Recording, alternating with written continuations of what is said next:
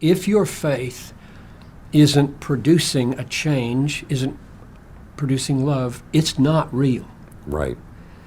Which Right. is, and that would be Galatians 5:6. Right. Neither circumcision nor uncircumcision counts for anything, but faith working through Right. love. So can you get at the psychological dynamics Well, of how that works? Faith working through love? Yeah, let's actually, let's spend time on that. That's very important. So what I'm about to tell you, I don't believe gets to the bottom of it. But some years ago, I remember talking to a woman who wasn't a believer yet.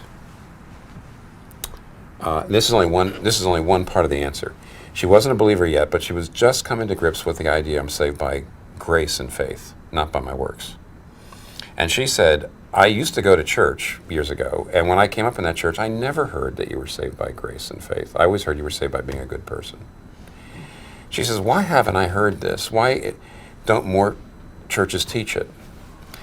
And fortunately, by some wonderful providence, most ministers, obviously we immediately were so happy to have a question because we can hold forth.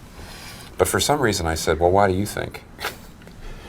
And she says, well, this is scary. I said, what? And he says, if you're saved by works, there's a limit to what God can ask of you. You're like a taxpayer. You've paid your taxes, you paid your dues, and he could ask certain things of you, but not anything. But he said, if I'm really saved by grace because of what Jesus has done, there's no limit to what he could ask of me. And my obedience would have to be unconditional. And I looked at her and I said, you realize that most people, when they first hear that you're saved by grace alone and not by works, think, well, this is great. That means I can live any way I want. You're looking at your justification. You're looking at your free justification and costly to God. Mm-hmm. Okay, and immediately says, I don't have the right to make these calls. I've got to do what the Lord says. I mean, that's one. And it's motivated by joy.